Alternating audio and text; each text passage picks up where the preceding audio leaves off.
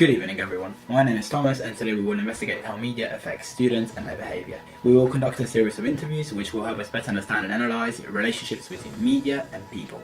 As concluded by We Are Social in a 2022 digital report, almost 5 billion people use internet and 4.5 billion people are social media users. That is why analysing the relationship between media and people is of utmost relevance. Right now, Yuba is interviewing students outside of university campuses, so let's have a listen. Thanks, Thomas. I'm Yubo, and we're here at the UVA campus, and we're going to interview people about media and their relationship with media. So let's find someone to interview. I'm sorry. Hi. Hi. Can I ask you a few questions about media? Yeah, of course. What's your average screen time on your phone? What did you say? Probably 5 hours. Can we check that? Yeah, of course. It's actually around 7 hours for it. Yeah, well, Yeah. it was close, your estimate. I'd say about 4 hours. 4 hours. Could we check that? Like for the past week, it's 4 It's hours. 3:40. Wow, so you are actually the first person to guess your screen time. That's amazing. I would say 6-7 hours. 6-7 hours. Can we check that? Sure. Get a Almost look, 10 yeah. hours. It's almost 10 hours, so you Yeah. underestimated it a bit. Yeah. What would you say is your relationship with media? Honestly, I think the fact that we're like Gen Z, I think we literally use media for everything, from literally like public transport to like paying. Literally, we use it for everything. We don't even realize it. So yeah, I think I'm pretty comfortable with media. I think, yeah, because I live in it basically. I'd say it's just part of my life. Like I use it every day to talk with my friends, family, and so it's basically my life. Yeah. As mentioned in Life in Media by Mark Dawes, we do not live with media, but in media. As the interviewees mentioned, it's used for everything, and its ubiquity is unavoidable, as every aspect of our lives takes place in or is being mediated by it, by media. I mean, I feel like I use it mostly for fun and pleasure time, just like as a distraction from the world. And nowadays it's mostly like an extension of myself, so yeah.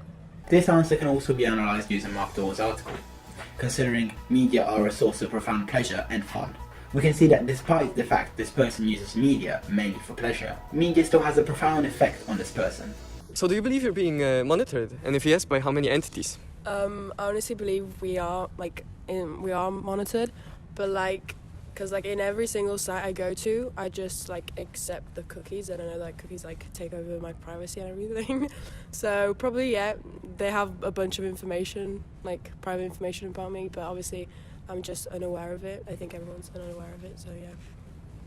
I mean, for sure they're checking my data, but I don't really care, honestly, so yeah. In this case, we can see that both students are unaware of how exactly surveillance works, considering surveillance common or unremarkable. Yes, I believe I'm being monitored by basically everyone on the internet, like all the companies that websites I use. For example, on Amazon, even if I try to be like private, but they still somehow like recommend stuff to me that I don't usually need or search for. So yeah, I think that I'm being monitored, especially by them. As mentioned in Public by Default by Dana Boyd, nowadays it takes much effort to stay private. And even in such case, corporations and other firms will always find a way for your information to be tracked and used.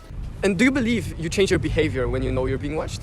Yes, I especially, for example, on Instagram, I tend to be private. I don't even post at all, like just because of fear of being watched, every movement and stuff like that. Here, the interview is very worried about a form of panoptic surveillance, meaning a type of surveillance where one tracks the many, such as companies and governments. I mean, I don't feel like I'm changing behavior because I feel so comfortable with it, so why would I change it? Like, I'm just acting as I am. Okay, thank you so much.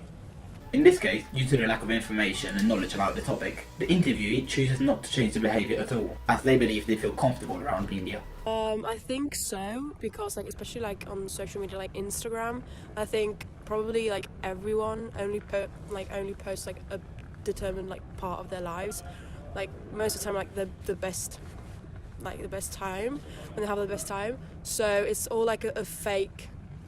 They portray like the perfect life, but actually like their lives are completely different. So yeah, that's The interview is preoccupied by a form of omnoptic surveillance, where they believe they're being monitored by everyone around them, requiring them to be the best versions of themselves, or in some cases not present a version at all. In addition, these responses also reflect Danner Boy's view on privacy on the internet.